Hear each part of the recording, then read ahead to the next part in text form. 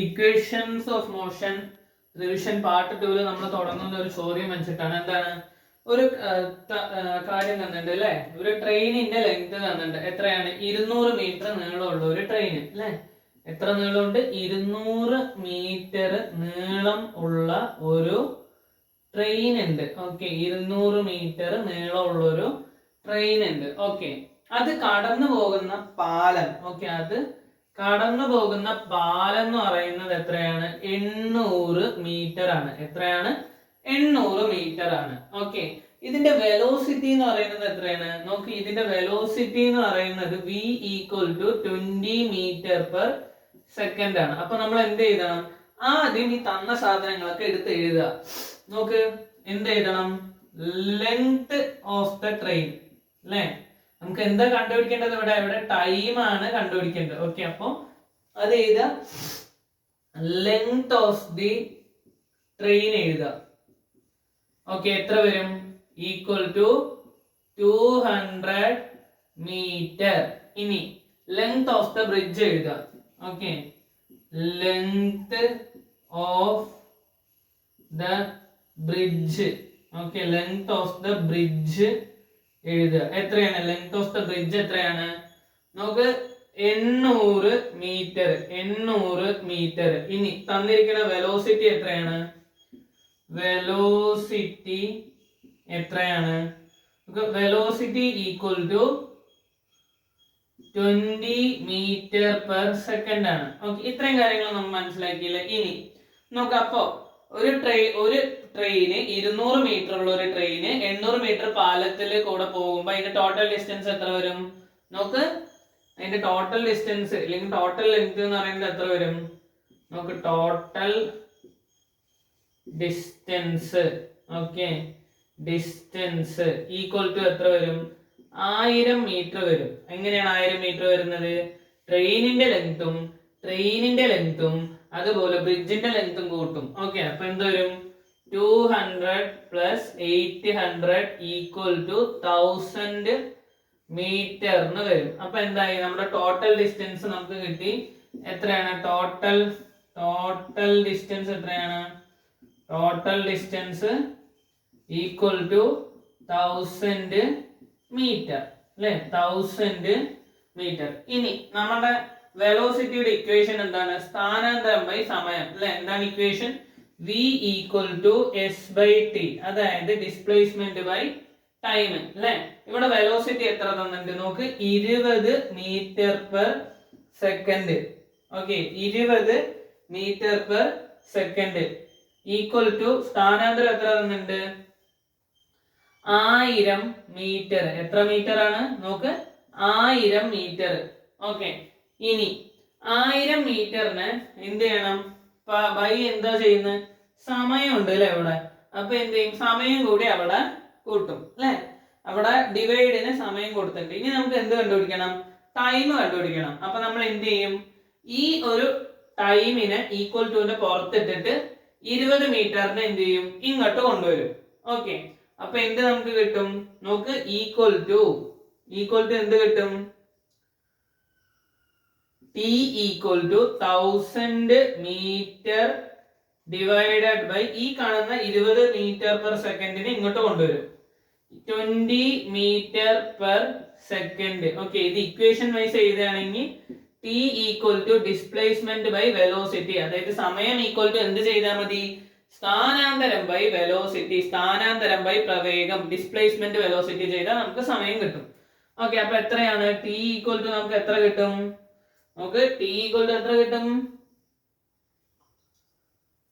t equal to 50 seconds. എത്ര seconds ആണ്? 50 seconds. ഇതാണ് ഇതിന്റെ ഉത്തരം. ഓക്കെ, അപ്പൊ നിങ്ങൾക്ക് ട്രെയിൻ ക്രോസ് ചെയ്യുന്നതിന്റെ ഒരു കണക്ക് തന്നു കഴിഞ്ഞു വെച്ചാൽ എന്ത് ചെയ്താൽ മതി? ട്രെയിനിന്റെ ലെങ്ത് പ്ലസ് എന്തിന്റെ ലെങ്ത്? ബ്രിഡ്ജിന്റെ ലെങ്ത്. ഓക്കെ, ബ്രിഡ്ജിന്റെ ലെങ്ത് കൂട്ടി കഴിഞ്ഞു കഴിഞ്ഞാൽ അപ്പൊ ആ ഒരു ട്രെയിൻ ബ്രിഡ്ജ് ക്രോസ് ചെയ്യുന്ന കണക്കിലെ ഡിസ്പ്ലേസ്മെന്റ് കിട്ടും. ഓക്കെ, നോക്കി ഇത് എന്താണ്, ഒരു ട്രെയിന് പാലം കിടക്കുന്ന ആ ഒരു കണക്കിൽ മാത്രമേ ഇത് അപ്ലിക്കബിൾ ആക്കുള്ളൂ. ഓക്കെ, അടുത്ത് നമ്മൾ നോക്കാൻ പോകുന്നതാണ് യൂണിഫോം വെലോസിറ്റി. ഓക്കെ, അതിന് നമ്മൾ സമപ്രവേഗം എന്ന് മലയാളത്തിൽ പറയും. നോക്ക് എന്താ സംഭവം, equal displacement in equal intervals of time in same direction അല്ലെ.